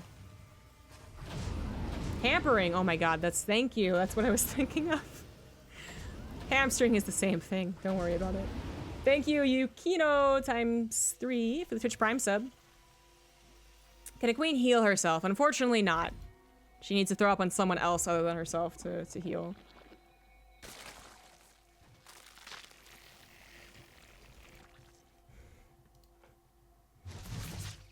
This is a very risky drop. Any drop to a Zerg's main base, when you really think about it, you really start to question it, it puts you on creep. So that's why I generally don't like any type of Doom drops in the main, but there aren't any Banelings left. Okay, well there's 4, but they're wiggly. They're wiggly jiggly, not roly poly. So even on creep, they're not that scary. But this is still enough Lings to force INnoVation to leave, and Serral was trying to catch the medevacs too, so hey, you know, it's not the greatest. There we go. More about cleaning up that creep spread, and this is a situation where instead of going for a Doom drop, Doom-ish drop, I guess, that doesn't do very much. You could have had another drop off to the right side trying to do something to the fourth base. These queens are on top of the medevacs, and the Banelings do collide with some of the Marines. INnoVation's 2-on-1 is, I'm gonna say, it's kind of a failure. It's really stupid, and I'm gonna sound like arrogant here, I guess, but the 2-on-1 is so figured out that it really was a case where I could be drunk on the floor and I could cast it. All someone needs to tell me is if the two medevacs work or didn't they? The tank fire is killing the Marines, which is why Serral's engaging here. Most of his Lings will die for it, but he thinks it's a worthwhile trade. I'm not sure that it was, but he also grabbed the tank, so I think it was. He's also ensuring that the Terran army stays on this side of the map, because what are you going to drop with 8 Marines? Like, that's not a big deal. So he's getting that creep spread just farther and farther out, getting his fourth base up and droned. And INnoVation is... I mean, he's going to live, but it's not going to be very pretty. He's going to be behind at least one upgrade. Well, only for like 40 seconds, but still. And that is the most important upgrade, the Carapace upgrade. Infestation Pit's on the way, Macro Hatchery, 5th base on the way. Serral's really taking advantage of a position he knows is good for him. Hydralis will eventually be made here as INnoVation starts to clean up creep spread. Something that he really should have been doing this entire time, but he was trying to go for more aggressive tactics. And I'm saying this as if INnoVation is playing wrong. I want to clarify, and it's not wrong. It's a way to play with a 2-1-1. It just is a way that I think is more, it's high risk, high reward, right? So there's a world where he does do the kind of passive, like, oh, I'm cleaning up creep spread, and he never finds the creep queens, and it doesn't even flipping matter. You know what I mean? Like, there's that world too, and it's still not a great game for INnoVation, but with the style he chose and it not working, Serral should be taking leaps and bounds ahead in macro and maybe even in micro, which is what he's doing. Hive's on the way. Greater Spire is going to be perfectly timed up with the Hive timing. And INnoVation is kind of forced to play this more passive game where he does just drop and then expands and hopes that Serral makes a mistake being on the attacking side. You know, he says, oh, I can beat this guy, and then he rolls into a dozen tanks, which can work out. INnoVation could have a really good late game here. That is still totally a possibility, but he won't have that hampering mid game that you see Terrans have, where they're really digging into the creep, they're really digging into the expansions. Like, not this game. And in fact, it's Serral's turn to be the one that kind of starts to force INnoVation left, right, if he so wanted to. But he is also getting to Broodlords, which INnoVation is not going to be quite prepared for. If he started making Vikings now, that would help, but then parasitic bombs, corruptors, offensive creep tumors, you know, spore crawlers, like that's all going to be here. And INnoVation now knows about it, sees the Hive, doesn't see the Spire, so, you know, could still be hoping it's Ultras, which would be easier to deal with, but it's not. So 2 starports, that would deal with both Ultras and Broodlords anyways. Liberators or Vikings, whatever. But Vikings against... Vikings in the last game, great, perfect. You know, you got them on the ropes. They don't have a lot of Corruptors. They're barely keeping their Vipers. Like, great. But in this situation, you try and go for Vikings against someone going for air, and they have complete control. They are going to abduct when they can. They're going to parasitic bomb when they can. They're going to, again, set defensive spore crawlers because the creep is out of control. And it's not going to be easy. This is usually when I would say ghosts are actually better. But this is also where INnoVation could slap down missile turrets defensively and try and just, you know, again, hope that Serral makes a mistake. Hope that Serral gets sucked into the idea that he can win here and then overestimates himself.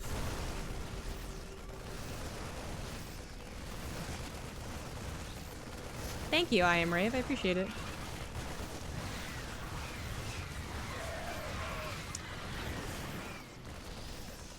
Best day to see you do that.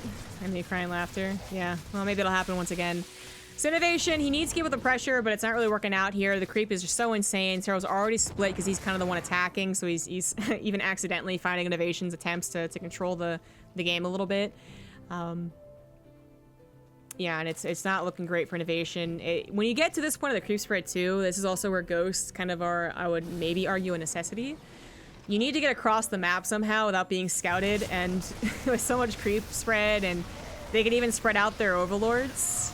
to see the edges. Like, the only way to do so is to cloak a ghost and just run across the map and nuke them.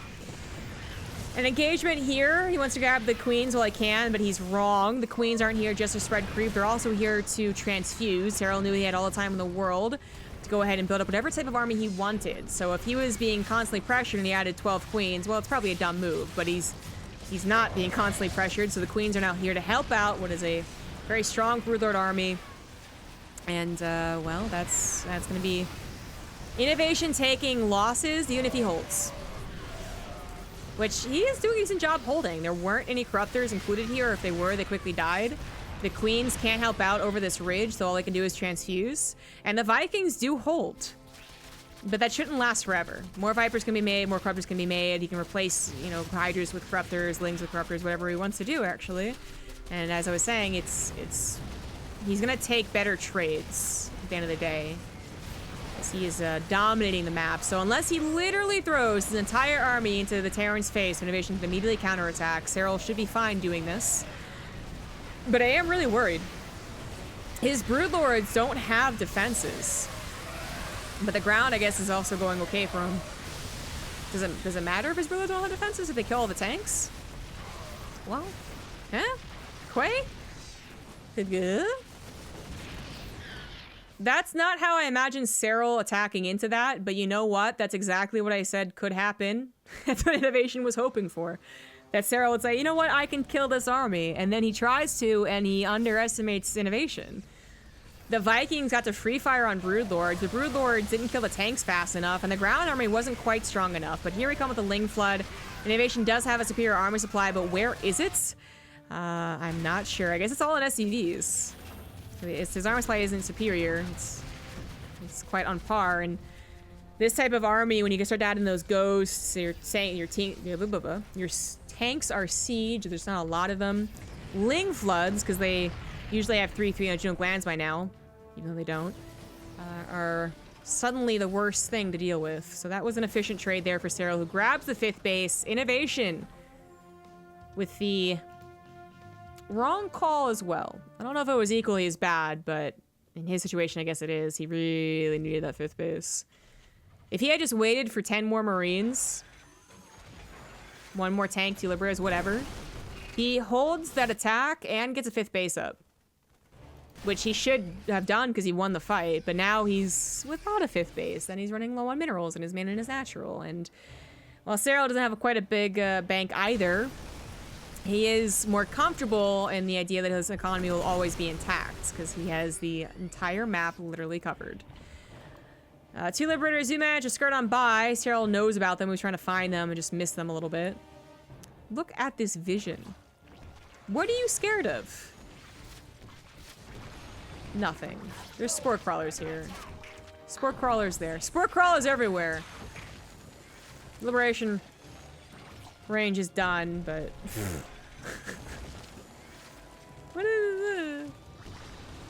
Alright, well, 3 Liberators go down without doing basically anything. Serral is going to rebuild his Broodlord army with 9 Corruptors. Going to start including some more Spellcasters here too. And Infestors are all on the way.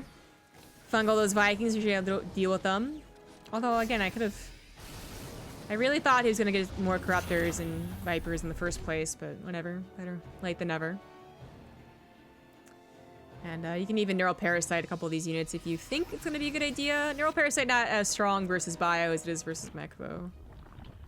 Spore Crawlers coming down, also freeing up maybe some supply. Another Command Center INnoVation playing to the super long game as he should, as he's known for. What Serral was kind of scared of. Even though Serral's early and mid game was dominating, I would say even. If you can't crack the Terran before they get to that 4th base, you're going to have a hard time cracking the Terran. Good night.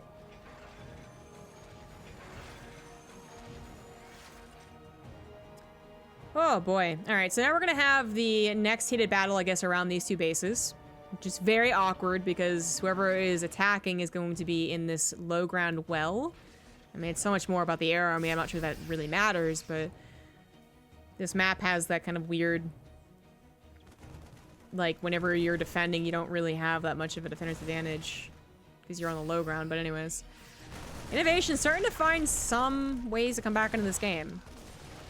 Serral gave away kind of a very expensive army, so even though his economy has been more consistent, I would say, it hasn't been that much more consistent. INnoVation's been on 4 bases at least with 70-ish CVs. It's like, you know, it's been pretty good too for him.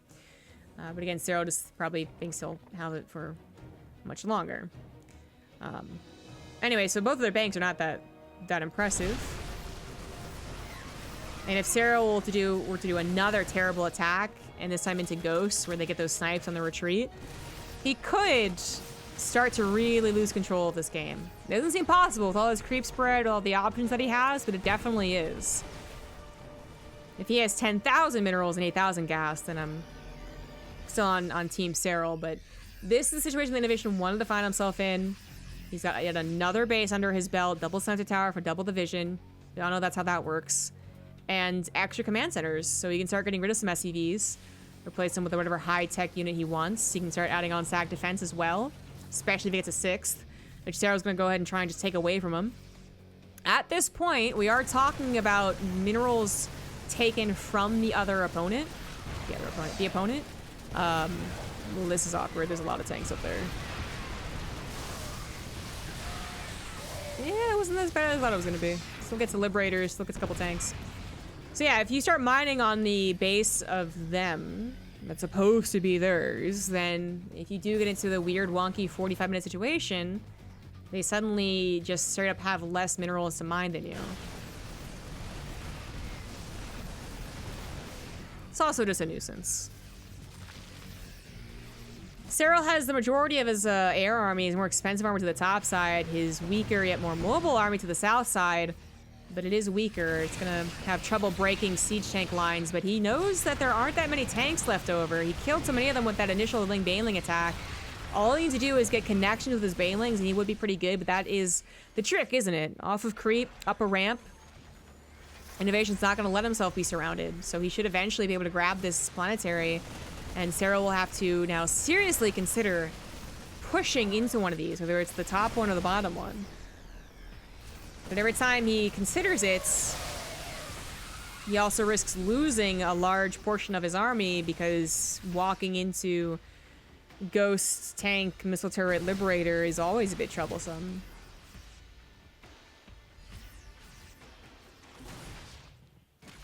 Neural Parasite is on the way. Again, I'm not sure he's ever going to be able to use it, but he might just be going for like the anything goes strategy right now. His Broodlords right now are kind of being wasted. This is going to be a time where I'm going to get really hypercritical because there are going to be openings for both players and they're just not going to think about it because both of them are thinking right now. Serral's lost that whole like, oh, I'm totally fine, nothing's ever going to happen. Like he's lost that comfort from the earlier portions of this game. So he's also thinking like, oh shit, like if I let him have this, then the creep spread's gone and then I'm going to lose this base and then I'm going to lose that base. And they're both thinking of a lot of things defensively, so believe it or not, they're probably not thinking too much offensively. And as such, you're going to see these Broodlords kind of look useless. They should be sieging all these missile turrets and taking them out. INnoVation should have more difficulty moving his army topside, bottom side than Serral. Not much, you know. It's not much easier, but it's a little bit easier, I think, for the Zerg. Could have ducked. But the opportunity's kind of been missed. INnoVation has moved entirely to the north side where the Broodlords have been for the last 4 minutes, and as such, his bottom side is kind of covered entirely against what is now on the south side. Like the Liberators and Planetary will deal with this army, it will not deal with this one. So there's that back and forth, literally, as you run back and forth between the two types of armies. And if you ever have the wrong army in the wrong position, then snipes go down, fungals go down, like whatever happens, right? And you do lose either kind of an expensive but useful army or a very expensive and very useful army.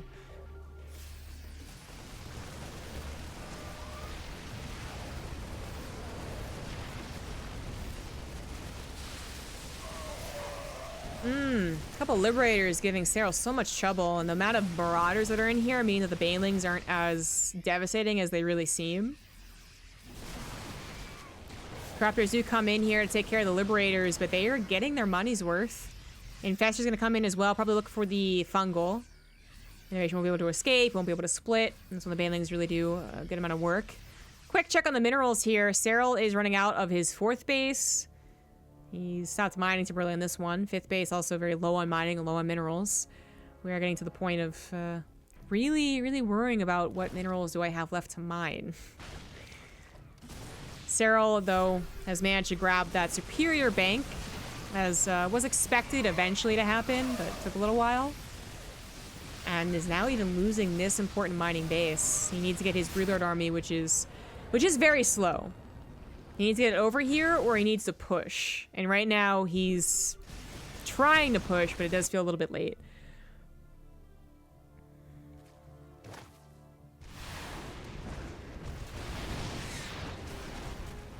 Fungal parasitic bomb combo, pretty strong, but that's also where the missile turrets can start to help out here. Maybe you take out a chunk of the Vikings, but then there's still missile turrets on the ground, the Vikings have to take out, and that's where the Vipers start getting killed, and the Corruptors, well, it takes a lot to kill a Corruptor, honestly, but point is the Vipers start getting killed, which is exactly what's happening here.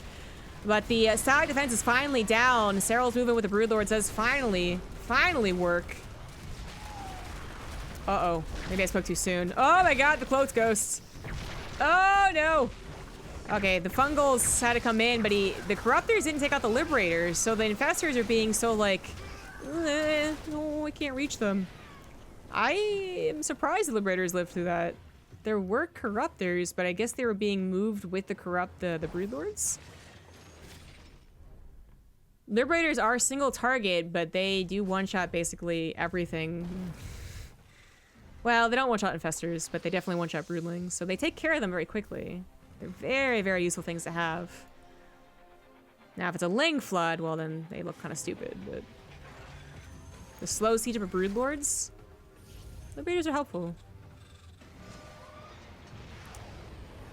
The nuke just to move the Spore Crawlers is kind of worth it. Also takes out the Creep Tumors and might straight up kill the Spore Crawlers. So I was gonna go ahead and move it. He's getting his second super long game versus INnoVation practice going down here. INnoVation is looking a bit stronger. There were some weak points that Serral might have been able to abuse, but he was focusing on other things. Didn't quite find them. And that's really what this game was kind of about, was finding the weak point where INnoVation was spreading itself maybe a little bit too thin as he tried to expand. And Serral's unable to do it. So Serral gets this amazing first 15 minutes, but then starts to lose grasp of the situation. Starts to legitimately, like, wonder, like, how do I even deal with this? And starts to really lose control. Drones starting to go down. So we're down to 51 drones. He's not actually in a position where he can stop. Yeah, okay, yeah. He needs to go back up to 60, I would say. Even though 5,000, 7,000 banks seems impressive, it's not when you need to rebuild this type of army. INnoVation now pushing down here. Yeah.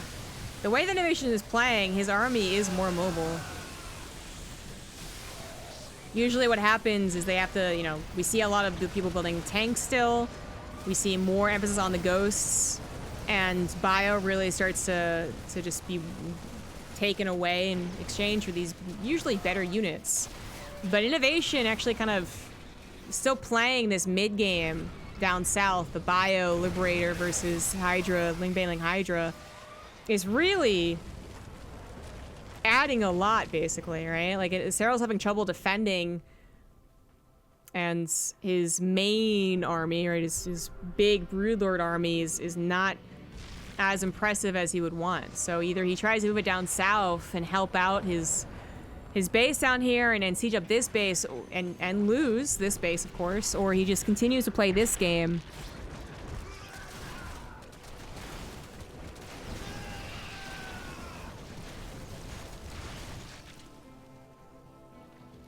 This is where I think Ling run bys would be very good. I still think that ultimately Serral is the weakest point about his late game is probably that he just stops attacking whatsoever. But it is very difficult.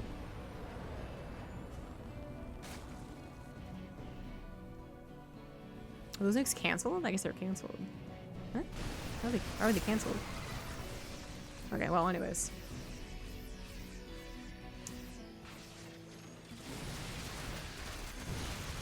INnoVation has... I guess just the edge over Serral in these types of situations, man. Like Serral, it's not that he's lost. He's getting all the right things, but I think as far as the moves go, is like what he does with his army, it's, believe it or not, a little lackluster. He brings over his Corruptors and his Vipers to help out here, but it doesn't even work. His ground army had already died. And now we have INnoVation taking control over this base. It's going to be a planetary. It's still a decent amount of mining to be had here, too. And Serral's going to lose this base as well. As he's probably feeling like his army just isn't mobile enough to take on what INnoVation has. And maybe he's right. But I would argue that if, you know, like the Broodlords had actually tried to do what they're doing now, if they had actually moved with a spellcaster, so Fungals or Parasitic Bomb, or primarily, right, both, then INnoVation having to reposition clumps up his army. That's where Fungals are really, truly effective, and that's where you start to find the weaknesses of the Terran. Because INnoVation, when you think about it, oh, these are really nice. Those are nice kills on the Ghost. They are very weak, too. Oh, and the Vikings. Oh, my God. Okay, anyways. INnoVation was defending 2 places, and there is, like, still at least two other locations to attack. You know, Ling Run buys or Broodlords are shifting over a little bit. But Serral was thinking entirely defensively, and INnoVation was the one that was giving him opportunities to, you know, actually attack and actually continue expanding. It's very cool. INnoVation definitely has a handle on the style that we haven't seen from some other Terrans, which is great, but I also think that we're watching a late-game Zerg who is not the best late-game Zerg. Maybe. I know it sounds like fucking blasphemy to actually say that, but I really wonder what this would look like if it was, well, I usually say Scarlet. It's pretty good at late game, but her versus Mara was kind of weird. But other Zergs, right? Like Rogue or something like that. To note that Serral did take out this base, but it was temporary, and it did cost him a ton to do so. He did get all those catches on the Ghosts and the Vikings, and all it took, and I'm not trying to say that this was super easy for him to do, but just in this situation, it was definitely superior.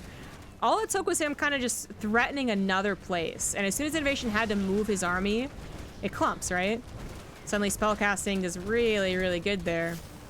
Whereas if you're just letting them sit behind a wall of missile turrets and liberators, they are going to be able to split their Vikings and snipe down your Broodlords and all that stuff, right? But it's a potential trade-off, I know. It's, you know, if I move down there, then maybe he moves up here and kills my base. Yeah, that's definitely true. It breaks this top side, finally, but as INnoVation gets to the bottom side, so it's a literal trade there. The Broodlords now are going to refocus towards the mining base, which I think is the correct call. Not only has that planetary been broken, but it also opens up the pathways into these orbital commands, into the production. Suddenly the Ling Run buys through the middle of the map are going to be very good, which I think they were going to be good before this, but now they're obviously very open and easy to do. And that was a pretty pivotal point there, and now he should focus on either getting into the production, which is a bit of a risk, you're kind of putting yourself out in the open, or into the next mining base. INnoVation does hold on to his production. It was a little scary seeing those, you know, cracklings get in there, but they don't.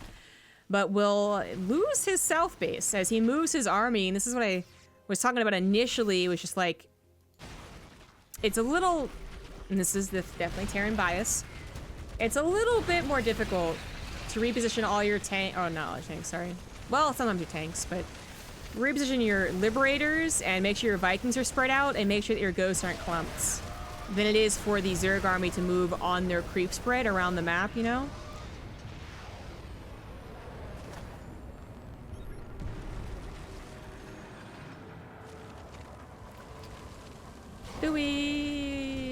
Serral has a really good read on the nuke radius, though. That much I'll definitely say.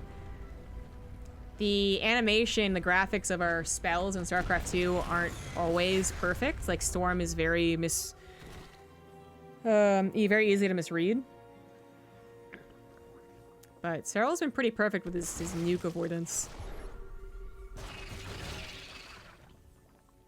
Now we're in that classic scenario where Serral doesn't really quite feel confident to push into the army of INnoVation, so INnoVation moves his bio army around.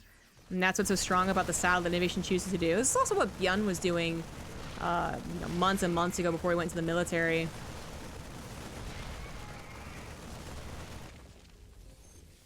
Ooh, Serral. He's gonna try and move his army to the top side, but the Broodlord army is definitely the slowest army here. That I will not argue against.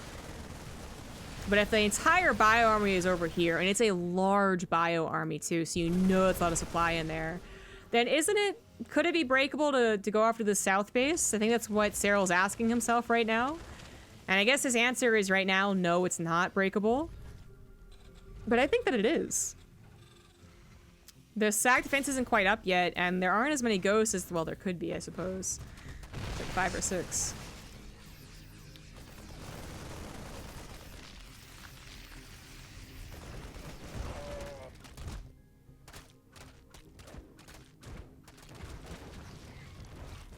Mario did the same stuff against Scarlet. Yeah, as I said, she played weird / not great. I think she's had much better late games. But maybe that just means that Mario's really good, of course. Like, yeah, you know. But I think when people talk about late game Zerg, there, you know, is always a discussion about Rogue. I don't know if he's the best. Maybe Serral is the best. And INnoVation is just a little bit better. That's definitely possible. Oh my god, no! Oh,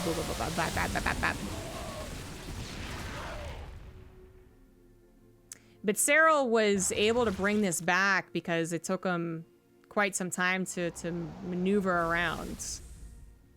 And whether that's tactics, like he thought that was literally the best time to do so, or tunnel visioning because this is a super complicated game and they're in a super late game, or what have you, it took him a while to really start to do something against INnoVation. And now that he's done it, he's taken a bit of a lead back into it. Especially after all those the Marines died.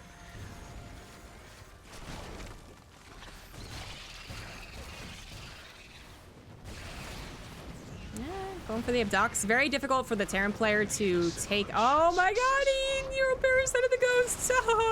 Neuroparasite has a pretty sick range, so I could see why that would be useful. Anyways, it's hard to focus fire the Vipers when they're in a cloud of Overseers and Corruptors, what I was trying to say. Even though they have a energy bar on them to differentiate them between them and the Corruptors, not so for the Overseers, so I do believe it is very much so a tactic of Zerg players, not just to make sure they don't get caught by cloaked ghosts, but more so that it's hard to snipe or focus fire down the Vipers. So you can kind of get in there and hopefully get an abduct or two or something like that. I can hardly even tell, right? Like if he's sniping the right units. EMP will blanket the entire army though, that's for sure. But then it's the old classic, like you'd rather snipe a High Templar than EMP a High Templar because you kill a High Templar or you force an Archon type thing, right? You want to get the kill, you don't really... The EMP is second best. Yeah. A little late to that Spore Crawler move. Most of the bases are mined out, by the way. Like, with all the mules INnoVation had stocked up, he just ripped apart that base. But Serral was able to grab more minerals. As we see here, his bank is higher. Resources lost is in favor of Serral as well when all is said and done. I wonder how that went throughout the game, of course. And it's not even that big. It could be much bigger, honestly, but... Here we go, INnoVation going for the last attack. The fungal, though. Oh my god, the fungal. And Serral's not even using his entire army. He still has army to the top side. INnoVation. 1Aing your way down a ram into a choke is not how you're going to win this game, but he's probably thinking that he can't win this game. What a roller coaster of emotions this was.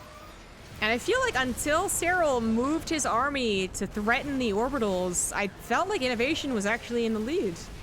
He had the momentum at the very least, and whether that meant that he would ultimately be able to win is, I guess, a different question, but... Good avoidance of the nuke. Was that one of his last ones? He still got 2 more, but his Vikings are super injured, and he's at that point where he can't even repair units. Serral still has some flexibility in what he can create. Still has some mining here as the scans go down. There's literally no other place to mine, by the way. INnoVation just actually took out every single mineral before evacuating, before being killed. But INnoVation's dead. It is 100 supply to 200. INnoVation will have to tap out, and it will be an ace match. But INnoVation definitely... I actually knew that, by the way, guys, and I forgot. I actually thought INnoVation was going to win this game at around minute 20 or whatever it was. But I knew that there was going to be an ace match. I just... that's how scary that game was for Serral. GG. Serral takes game number 6, going into game number 7. Whew. And that will be on the last map available, which is New Repugnancy.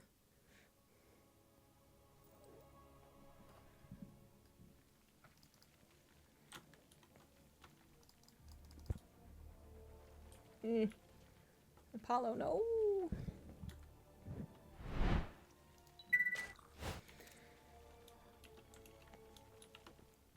I'm sorry, there's a cat wanting attention.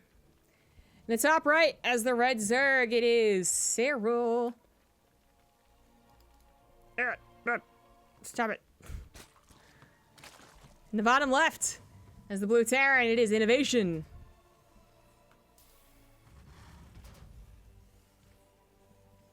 Get off the mouse.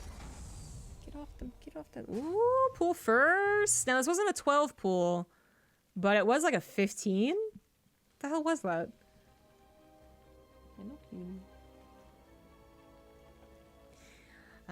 Okay, so what exactly is this gonna go into?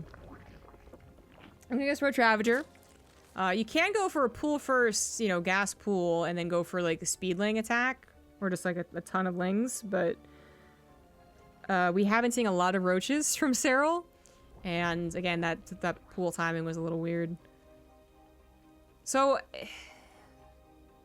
I guess he's just gonna go for the early lings. He didn't get a gas here. He went for a hatchery instead. So just into some early lings, which you could do with, again, like a regular pool first. Am I crazy? Wasn't that like a 15? I thought those were done off of just like 17s, but anyways, there's the gas finally. Hatchery will be slightly deceiving, I suppose. In this game, INnoVation did not SCV scout. There it is. Okay, the Reaper's on the way. SCV scout's on the way. He has been SCV scouting pretty consistently since Serral was being so aggressive in those earlier games. The SCV will see all 4 lings and will want to dive a little bit deeper. See if there's any more lings on the way. If there's a hatchery, he'll see the hatchery, and it could even try and go to the main base, but it's going to take that face value. And the Reaper is going to try and meet some of these lings halfway. It's kind of dangerous territory. INnoVation could miss the lings, which is exactly what's happening, and gets to lose an SCV, but he certainly won't lose much time in the command center since he just simply has knowledge of the pool first. And Serral... That's it. That's it. Just a couple lings, trying to offset that command center a little bit, trying to get the Reaper to panic maybe a little bit. INnoVation's got to play a bit of a risky game. If there were roaches behind us and he goes into Hellions, it's not great, but he knows there's not. And he will go into the starport as well with a tech lab added onto it, it seems, with the barracks positioning. So the Reaper's gonna get that scout. It's gonna look for the third base, which is being taken to the south.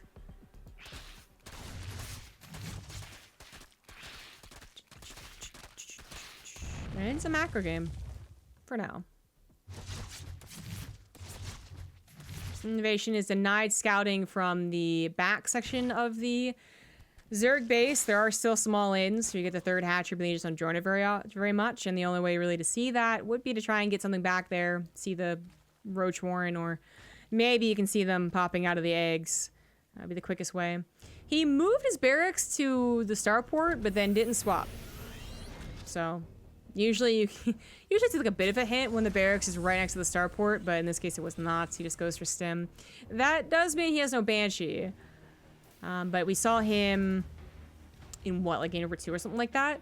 He did go for the follow-up tank production, which is what he's doing here.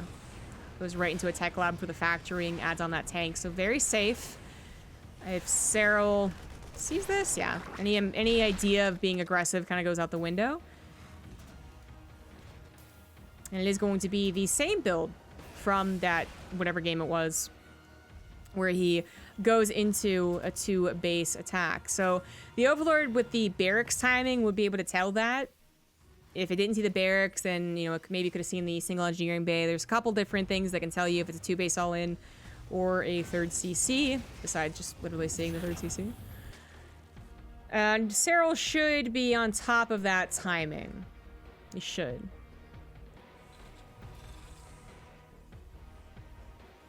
But that's a little bit later. You know, still stem to finish up, medevacs be made, all that stuff. So Serral needs to get that economy up as much as possible. Play that tightrope game for the Zerg.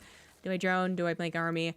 Make as little army as possible. Defend the Hellions with the Queens is the ideal situation, but not so great on that. Ling's also out of position, but INnoVation didn't know that. So while there was an opportunity to maybe get a decent shot on the drones, he doesn't go for it. And these will continue to just patrol around. Viking looking for some Overlord kills. Only has the 1 so far. Lair and a Roach Warren on the way. I personally don't really like roaches in any type of long ZVT. That's a very, like, personal thing, though. I'm not saying that they're bad. But in this situation, against a 2-base attack, I actually just straight up don't like them. And that's not necessarily, like, just my opinion where roaches suck, but actually one of those... you know, when I see people defending the 2-base all-ins when they were really popular, when they did it with roaches, it was almost always, like, clumsier and had a higher chance of dying. And I just like seeing the Lings and the Banelings better. Some decent creep spread, the decent surround. You can cut off reinforcements with Lings better than you can with roaches. I like it a lot better, but start going for roaches. It could work out. He's also adding on the double upgrades, which seems a little greedy. I would have expected only like maybe 1, but you do usually go double upgrades. Roaches are now on the way as he sees the attack coming. Knows the timing of it as well, I'm sure. Not a lot of creeps to the south side, so easy peasy scan is going to clear up every single creep tumor, and the tanks get right up on that ledge. This is where Lings would maybe position to the left and maybe even behind him, start to cut off the reinforcements, get on top of the tanks. So if the roaches go right up this ramp, they're going to die a horrible, terrible death, even if they do have a superior upgrade, which they do. It's 1-1, just 1 attack, and combat shields isn't quite done, but the tanks on the high ground are such a huge worry. There's a lot of queens here, too. Oh, wow, that concave on top of the Marines. There's only 2 tanks, and they didn't really get to abuse the choke as much as I thought they would. So Serral is going to be able to push this back. Maybe? Maybe not. The Marines to the north, actually, were still doing a ton of damage, even though there's only like 7 or 8 of them. And the Ravagers were taken out. They take out that one last tank, but the other one reinforcing here is going to be key. Did Serral overstep? He was so close to breaking that. But not getting those last few Marines, not being able to kill the tanks as fast as he maybe could have. I don't know, Queens don't exactly kill tanks that fast, right? He loses the 3rd base and loses a ton of roaches, so INnoVation is fine with that. Goes for a 3rd CC on location. Has already been adding on that +1 armor, so eventually they will be... Wait. Oh, that's what happens. I thought they were lined up pretty close, but then I just assumed that it was +1 misled finish, and I was wrong. +1 was canceled in favor of just the carapace? But why? That late of a cancel? Like, you can literally afford, like, 2 more roaches. Well, I gotta figure that was on purpose, but it seemed like an odd timing to cancel an upgrade. Alright, so it was an even upgrade fight. I don't know if that's the real big difference that, you know, could have made it so Serral won, but still, it was an even upgrade fight, which means that now INnoVation will have the upgrade lead, as his +1 armor is faster than that +1 missile. If it comes down to that, Serral's also now kind of forced to play a roach game into the mid game, which, going back to what I was talking about, I don't have a lot of confidence in. INnoVation just got a 3rd hatchery, a ton of roaches, his own 3rd C's up and running, his tank production has been very consistent, and Serral is forced to use these really just chunky, awkward units. You know, unit composition that's a lot easier for Terrans to kind of read. You know, when there's Lings and Banelings, if there's creep spread, sometimes they miscalculate the Baneling speed, sometimes Lings from behind come in, but when it's roaches, even if roaches come from behind, they're, you know, slower in it, and they're usually taken out a little bit easier. I don't know how else to put it. It feels easier for the Terran, and I've talked to other Terrans about this, and I think a lot of people have the same sentiment. And then on top of that, I think is the more obvious things, right? Where you can drop more against roaches and You can really start to take efficient trades when maybe you wouldn't be able to if it was only a couple of banelings involved. So that's what's happening here. Serral tries to go for a 4th base, double expand a bit, then just gets canceled. He's having difficulty dealing with these drops. They're literally flying on top of him and he can't kill them. And even if Serral were to... Oh, he gets one minute back.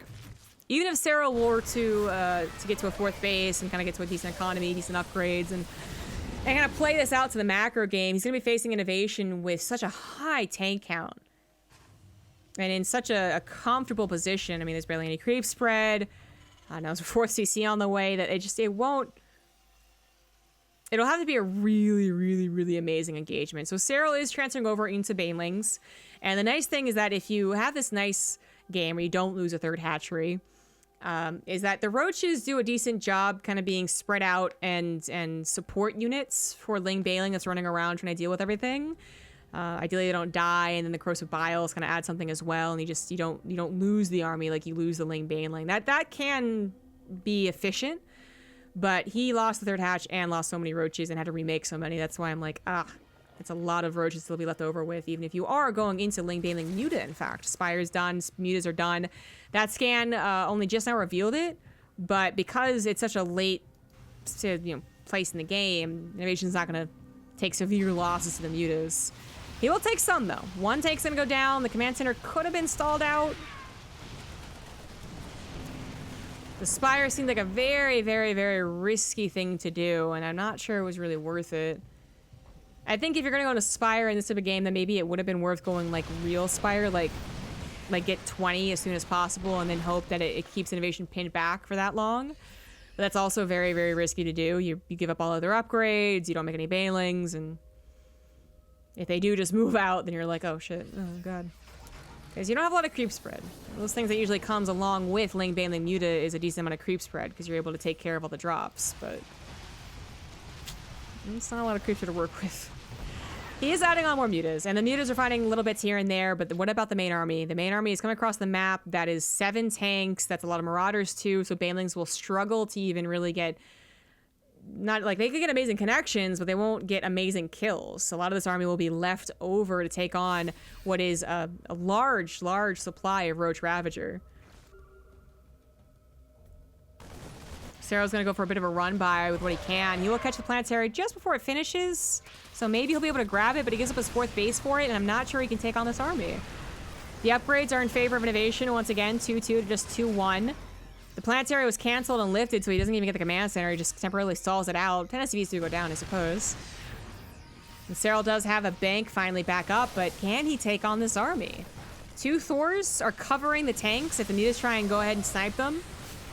And again, the marauders on the front line and on the back line, so many of them are going to be able to kind of soak up those banelings, so it's going to be a very difficult fight. We also are talking about a choke off of creep here, so Serral doesn't really want to take the fight, but he's getting constantly just poked and jabbed at by the marauders. It's getting really annoying. It's going to add up eventually. Mutas take out whatever they can find, and they are, like, the amount of damage these things have done, probably okay for the amount that he's gotten, I suppose, but again, like, the beginning of the game was not great for Serral. He's gonna go for the bust, it looks like, but no, he's not. He is finally forced to give up this base, and that was the issue, was that as soon as he moved back a little tiny bit, suddenly Serral INnoVation has the ability to actually poke the 4th base. Didn't seem like a big deal when the army was on the ramp, but then suddenly the army moves down a little bit, and they're like, oh shit, my base! And it goes down, so he's forced to get another base, which, not terrible, you know? He might have been trading a little bit here and there against those marauders, but he was, for the most part, keeping his army alive. It's just the question of the inferior versus superior army. We have nothing else being added on here, so doesn't have any more upgrades. Well, I guess he has +2 on the way, but he doesn't have, like, cracklings on the way or hive on the way to help out here. And when you get to this point, that's usually what you need.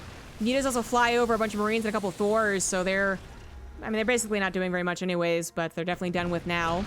Trying to find some avenue of attack here, but look at this spread of chunky units. I mean, Serral really is going for the best round he possibly can, but everything is taken out so quickly, and that is it. Serral taps out. INnoVation takes game number 7 and wins WESG, which admittedly I did know he did. I knew that happened, but they're still interesting games.